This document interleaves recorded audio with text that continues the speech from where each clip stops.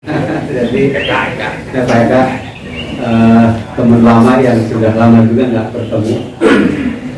Ini gara-gara Bu Maciko mempertemukan. Jadi Bapak dan Ibu semuanya, ya aktivis-aktivis yang luar biasa. Dan saya merasa senang berada di sini, ya. Kayaknya hatinya nyambung gitu. Baik, jadi saya ini ide spontan aja membuat Jawa Barat Zero Waste dan Zero TPA. Zero Waste dan Zero TPA. Jadi tidak ada TPA lah ya? Ya, okay. Dengan teknologi yang sudah saya kembangkan di TP, sama teknologinya Masaro. Atas izin TP selalu dimasukkan Masaro ITB. Jadi ini kalau dengan yang Bapak Ibu selama dijalani, mungkin ini kan di saya udah ini ya, sudah full screen, tapi itu masih belum. Selamat mungkin ya. Sharing aja, karena saya sih akademisi, dan nanti kalau praktek dan bisnisnya saya banyak bermitra.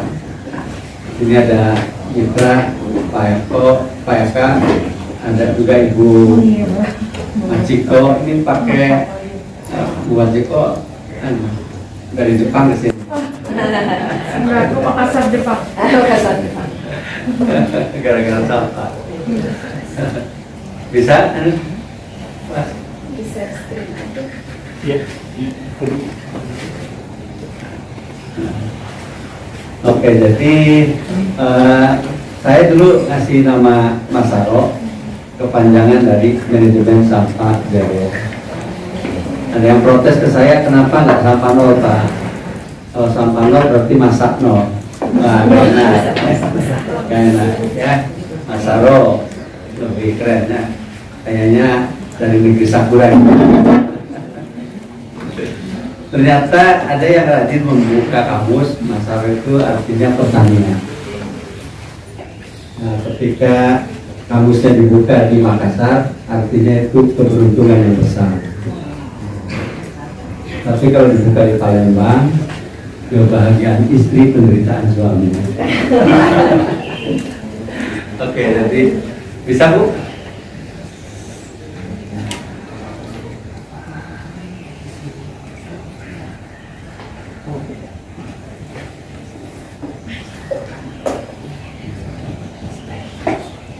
Pakai pengetahuan yang lama, judul ini Impossible Mission, tapi dengan inovasi-inovasi baru menjadi Possible Mission. Jadi waktu tahun berapa ya, 2010-an awal gitu kan ya, ngomong begini itu di kementerian ini disambutnya dengan senyum-senyum dan dengar-dengar gitu. Wah, kita bertemu sama orang yang tell gitu, mikir. Jadi sambutannya begitu. Baru tahun 2021 KLHK mempromosikan sampah sebagai resources. Ini tadi saya sebutnya sinar penilai. Karena pola yang sekarang kan kumpul, angkut, cuan. Teori itu metode itu dari kayak juga bahasan turbo dulu, ya. Jadi yang apa? Memang selalu berubah dan selalu berkembang, dan saya memberikan perkembangan yang bagus. Ini isi yang saya mau sampaikan, lambat ya. Itu kabelnya nggak nyampe sini ya? Nyampe kabar aja. Kalau kabelnya nyampe dia lebih cepat.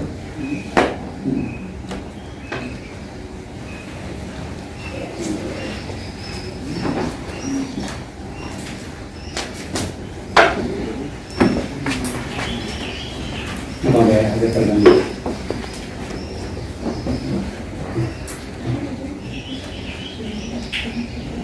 Indonesia, Jawa Barat, dan Bandung ya. Ini untuk contoh kasus saja. Lalu tentang teknologi masalah dan seterusnya. Saya lihat di sini data sampah Indonesia kalau sampai tahun 2002 itu selalu naik kayak gini. Hanya agak mengherankan tahun 2025 sekarang dibuka menjadi turun separuhnya. Nah itu tanda tanya, apakah permainan angka di komputer ataukah real turun? Itu Pak ya, itu nanti Pak Eka wajib melototi. Jadi pertama terus meningkat, yang kedua sekarang ini ada 343 TPA yang dinyatakan ditutup, nggak boleh dipakai lagi oleh KLH. Ya. Itu dari total 514, berarti kan 70%. Oke. Terus kalau TPA sendiri yang sekarang ada itu memang mencemari udara, mencemari tanah, mencemari air, menyebarkan penyakit, menyebar bau busuk, dan mengganggu pemandangan juga. Saya kira sepakat semua ya. Ini Pak tadi sudah panjang lebar menjelaskan tentang bukti dan lain-lain. Jadi waktu saya ketemu dengan Direktur Sampah tahun 2017, waktu itu Pak Nofrizal baru dilantik 2 minggu. Ya. Saya sampaikan kalau lihat presentasinya Pak Nofrizal, kayaknya bisa bakal kiamat sampah. Karena makin terus, sementara TPA yang nampungnya juga makin nggak ada. Ya. Jadi saya bilang akan terjadi kiamat sampah. Nah waktu itu saya sampaikan ke Pak Nofrizal harus ada disruptive system dan disruptive technology untuk bisa memotong itu. Dan saya punya disruptive system dan disruptive technology itu. Kita lihat segini, 1.600-an lah kira-kira ya, ton per hari. Lalu terdistribusi ini organik ya, residu ya, organik dan organik. Kemudian ini yang daur ulang, kemudian ini yang membusuk organik. Jadi presentasinya seperti ini. Cuman waktu terakhir data dari Pak Profesor Henry, yang 52 ini turun menjadi 46. Ya, jadi yang ini naik. Ya, oke. Nah kemudian dari penanganan terhadap seluruh sampah ini, mayoritas itu adalah ke TPA sama berserakan sembarangan, mayoritas. Ya. Kalau TPA menurut data Profesor Henry itu 36%. Ya, saya ngutip aja nih, karena yang bertanggung jawabnya sudah meninggal dunia, Pak Henry. Nah, kemudian yang daur ulang maksimal tuh 15%.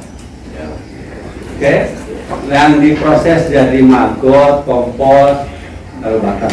Ini 15%. Jadi kalau ini diperbanyak, nggak mungkin orang sampahnya juga adanya cuma segitu maksimum. Ya, jadi mau perbanyak bank sampah, ya ini kan. Dokter bayarnya pakai sampah ya ini, pajak bayar pakai sampah ya ini juga. Jadi mereka bersaing di 15%. Terus terang, waktu saya di data seperti ke Pemda Jakarta, mereka bingung. Jadi kenapa kita nyuruh sekolah SD untuk ngumpulin sampah, SMP ngumpulin sampah? Ya itu tidak akan nambah sampah yang berkurang ke itu, tapi pesaing pemulung jadi bertambah. Ya kan? Kira-kira gitu ya, ngerti ya Pak Angga? Ada yang pengumpulan pakai HP, pengumpulan pakai motor, itu sebenarnya itu saingan pemulung. Ya, saingan. Oke, tidak akan menambah jumlah sampah yang ini, karena total sampah yang didaur ulang aja kalau dilihat dari statistik ininya cuma 15%. Oke, subsidi cabut dari 39 TPS 3R yang asalnya jalan, tinggal 5. Oke, fakta. Dan Pak Hussein ngakui sendiri. Ya. Sama-sama dengan saya di DPR. Oke, nah coba lihat fenomenanya Jadi kalau ketika Jakarta banjir kayak gitu, ketika Bali ya juga kebakaran seperti itu. Lalu ketika Cipucang di Banten ya, itu luar biasa sungainya penuh dengan sampah. Sungai apa saja Pak ya, tempat apa aja. Nah ini juga Bantar Gebang, terus Sari Mukti Pak, masuk juga Pak gambarnya. Ya. Jadi yang tadinya hutan jadi TPA ya, faktanya begitu. Oke, nah sekarang pertanyaannya kenapa semuanya tidak solutif? Ya, ini ada teknologi pengolahan sampah, tapi solusi yang diinginkan tidak pernah terjadi. Analisa saya, pertama tidak mampu memproses seluruh sampah, betul nggak? Mesti disediakan, yang lain itu mesti menyediakan, apa nih? TPA.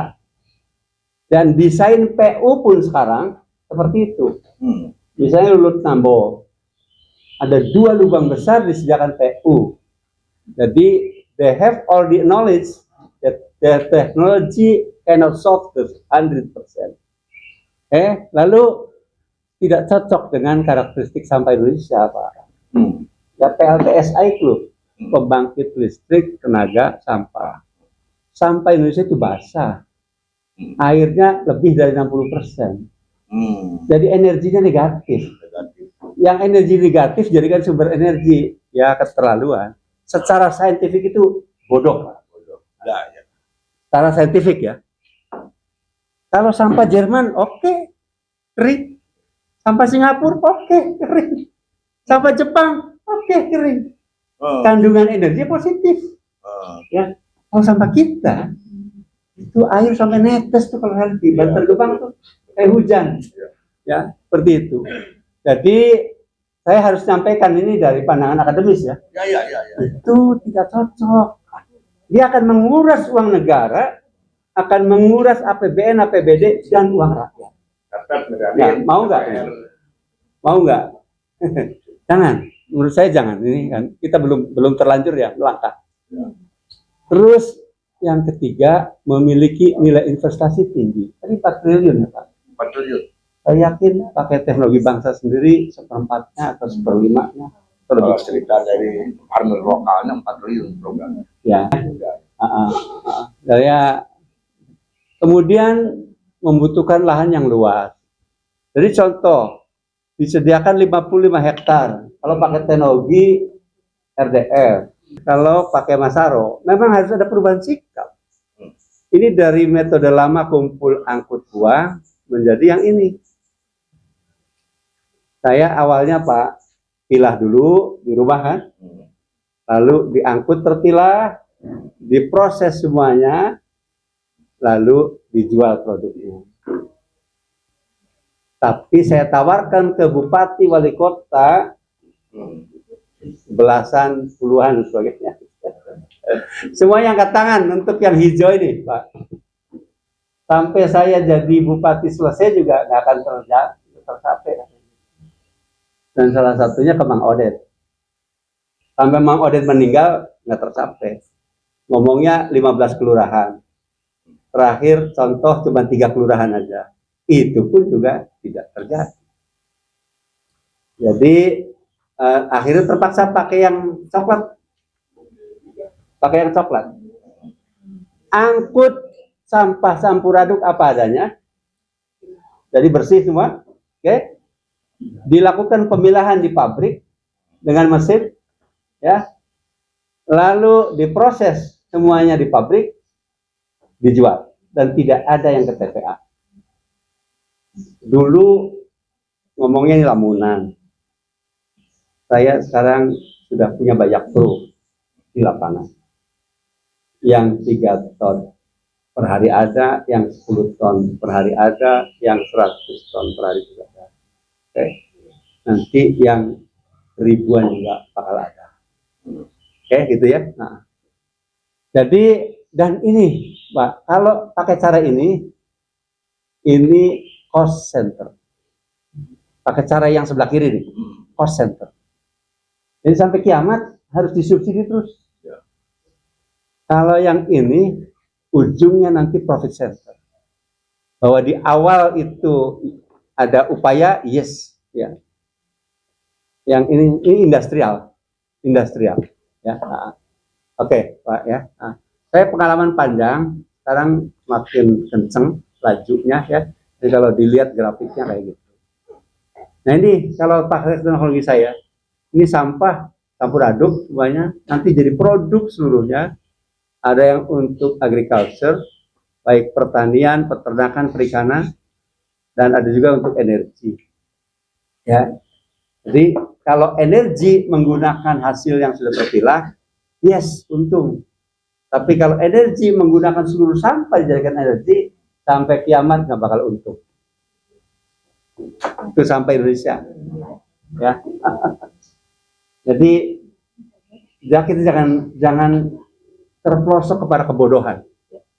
Itu penting, Pak. Jangan. Nah, jadi percuma sekolah kita, percuma didirikan itu anggaran untuk pendidikan sebagainya, kalau pembangunannya berbasis pada kebodohan. Mumpung Pak Dedi lagi senang jadi anak sekolah. Buat bener. Nah, ya kan? Mumpung. Mudah-mudahan. Kalau sama Pak Eka yang ngomong tersentuh di hati. Kita jangan kebawa ke barak aja, Bro. Tapi Bu Batiko lah ya. Ya. Oke, ini gini. Saya nggak akan detail dulu sini, takut waktunya kurang ya. Nah, kalau mau dipilah di rumah, ini kayak gini modelnya. Di depan rumah ada 2 wadah. Di dapur, kalau ada yang membusuk-busuk tuh, masuk ke yang hitam ini. Kalau ada yang ya kering-kering untuk dibakar, misalnya ya ada wadah dodol kan plastik tipis tuh, ya dimasukkan sini. Saset kopi, saset tadi apa? Mie, ya masuk sini. Pampers, softtek, kain bodol, karpet bodol, sepatu bodol masuk sini semuanya. Ini bagian yang nanti diinsentrasi. Dan insenerasinya ramah lingkungan ya. Nah, ini ada produknya nanti. Satu itu pestisida organik, lalu ada media tanam atau kompos, lalu bahan daur ulang produknya plus energi ya. Nah kalau yang ini, nah ini jangan dibakar. Tadi sampai kiamat nggak bakal untung ya. Jadi di Masaro ini diproses di IPPO, instalasi pupuk dan pakan organik. Nanti produknya nih ada pupuk organik cair istimewa Masaro, ada konsentrat pakan organik cair istimewa Masaro, ada kompos baik padat maupun cair. Ini 1 kilo ini menghasilkan 12 liter produk ini. Ini harganya 0, ini harganya 600.000. Oke, kalau ini 1 ton ini, jadi ini itu 15 juta. Jadi 1 kilo 15.000. Oke, ini untung, ini juga untung. Tapi kalau dijadikan listrik, buntung. Oke, nah sekarang ini di depan rumah kalau nyapu halaman. Nanti kan sini banyak sekali halamannya, daunan apa ya jadi kompos. Cuman Masaro punya teknik pengomposan 1 jam beres. Ya, itu nanti Telkom bisa tantang pasar baru, saya aja tangani gitu ya. Pakai teknologi saya, Bu, saya memang nggak punya uang, punyanya ilmu, jadi memang harus bersatu sama Telkom. Yang punya uang. Oke. Ini dengan rumah kompos Masaro, nanti jadi ini. Dan ini di pabrik cuma 1 jam. Rapi, bersih, nggak bau. Ya, oke. Nah sekarang sisanya ini yang banyak diburu orang, yaitu daur ulang. Hari ini siang malam, ya gitu. Cuman banyak melakukan persaingan di situ. Jadi kami dari akademisi ya, ini silahkan aja, kan sudah oke tuh ya, untuk saya menyelesaikan yang 85%. Oke. Dan tadi seperti yang Pak Eka sampaikan, orang yang saya ikutkan dalam industri pengolahan sampah terpadu di Dumai itu pelapak ya. Dulu masuk itu dia ngambil barang yang dia suka. Sehari saya kasih 72.000 dan makan siang, dan silakan barang itunya dibawa. Plastik bentuknya. Ada plastik, ada di Dumai itu kayak gini Ibu. Di Dumai. Berapa ton Pak ini? Ini sekitar 4 sampai 8 ton Pak. Kalau teorinya, ya. Tergantung isinya apa. Oke. Jadi nanti masuk ke slot ini atau ke slot ini atau ke slot ini atau slot ini, semua nanti terpilah dan langsung diolah hasil pilahannya menjadi produk semuanya. Yang daur ulang diwadahi di sini kita bikin IKM daur ulang. Jadi ini bagus untuk objek wisata. Ini tidak kotor, bersih, ya bersih. Walaupun di sebelahnya TPA, TPA-nya saya buat tidak bau. Disemprot pakai produk ini, jadi bau TPA-nya nggak ada dalam semalam. Semprot pakai produk ini. Tapi selama semalam itu ada bau ya? Ya selanjutnya nggak bau. Jadi Dumai itu baru disemprot 1 kali, sudah 2,5 tahun nih. Because kenapa? Karena saya memberi satu yang hidup, yang tidak menghasilkan gas-gas yang berbau. Ini mahasiswa saya ini. Man. Nah, kamu nanti pasarkan itu, ya supaya nggak bau.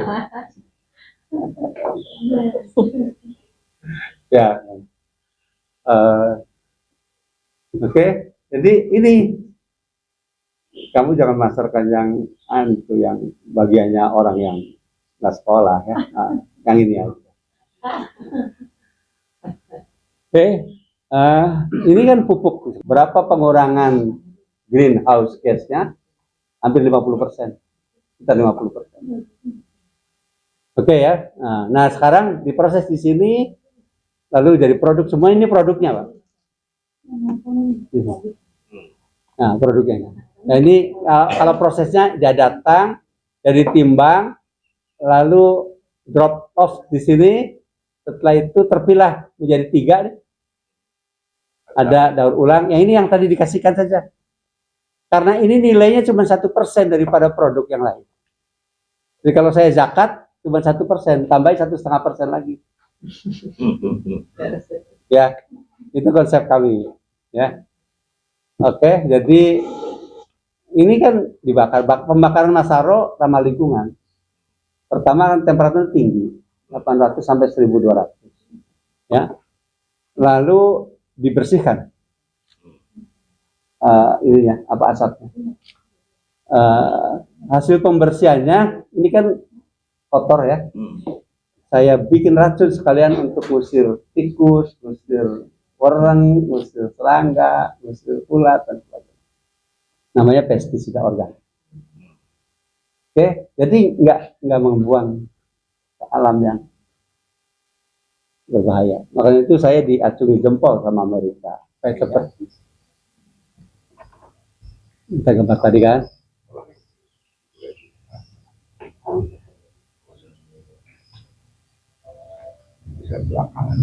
Oke, gitu kan. Jadi tidak di lantai. Lantainya tetap bersih. Langsung begini ya? Iya Pak. Nah itu pemulung yang saya pekerjakan. Itu pemilah Pak ya? Iya. Iya. Pilah ya. Tapi kan nggak kayak yang lain jorok kan? Ya. Nah ini yang membusuk, kompos nantinya. Ya. Oke. Ya. Oke. Udah mulai kebayang Pak? Ya. Terus yang bakarnya itu. Nah ini proses membuat kompos, ada yang jadi di situ, ada yang dibungkuskan langsung di situ dan jadi di tempat dia akan dipakai. Jadi kayak model peyem di Kuningan itu siap saji tanggal berapa? Kira-kira seminggu, 10 hari dari produksi ke jadi pakai. pakai. 10 hari lah. Itu tergantung bahannya sih. Menggunakan mesin penjajah itu. Ya, itu kan sudah lembut, Pak. Nah, coba ini kan cuma pakai korek api aja. Ini insinerator Pak. Insinerator. Ya. Nah, dan smokeless. Smokeless. Oke. Gitu ya. Saya lanjutkan yang lain. Jadi, nah ini kita desain untuk yang 100 ton, 100 ton nih. Ya, 100 ton. Ada lagi ini yang 2.400 ton tuh Pak, masing-masing 300 ton. Jadi sebenarnya idenya di Lulut Nanggo. Ini kan areanya 55 hektar. Saya cuma pakai ini aja 6 hektar. Ini Nambo ya. Lulut Nambo. Ya. Lulut Nambogor. Bogor. Ya. Nah, dia punya provinsi. Dia punya provinsi. Jadi ini adalah lubang yang sudah dipersiapkan untuk buang. Ini lubang yang sudah dipersiapkan. Jadi memang sudah diakui dari awal tidak semuanya bisa diproses. Kalau ini tidak ada lagi yang masuk sini karena itu ini dijadikan peternakan, ini dijadikan pertanian. Terus yang mau jadi penampungan lindi saya jadikan kolam ikan. Lalu di sini dibikinlah hotel dan restoran. Ini Nambo. Iya. Bapak tangan ini Nambo. Nambo, cuman waktu ketemu Pak Gubernur, oke, bagus, begitu ngomong ke bawahnya nggak nyambung. Jadi Dari LH-nya. ya, jadi daripada capek ngurus gituan. Ya, Zaman RK ya. belum waktu. Zaman RK. Atau PJ. Oh, PJ. Baik.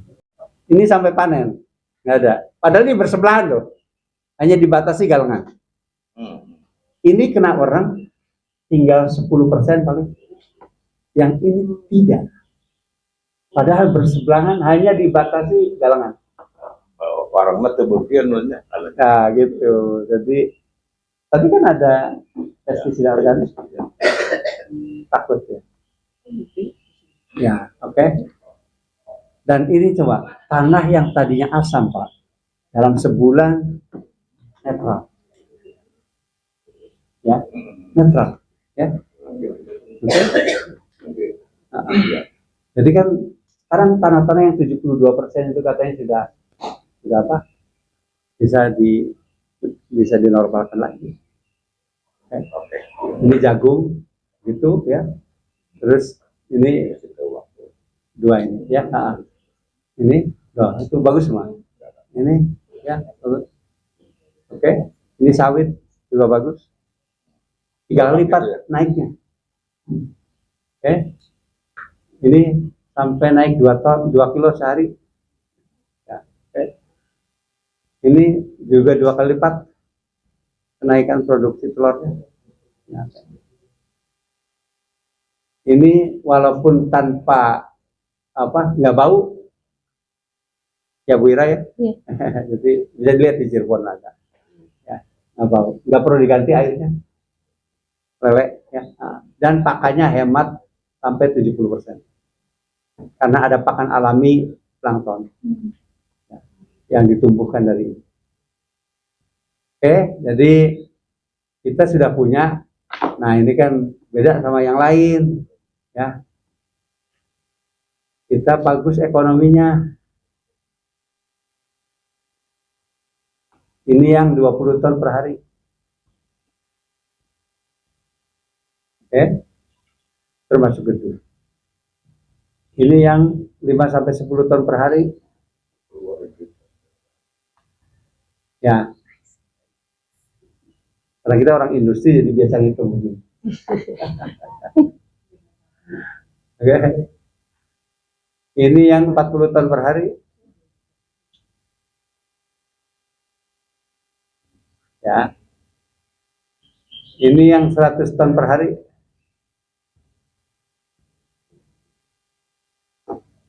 Oke. Ini yang 500 ton per hari. Mau yang 2000 tadi? Ada. Oke ya, jadi kita sudah ada semua ya, tinggal nanti ini wabarakatuh. Selamat siang semuanya. Wah, biar aja, langsung aja deh.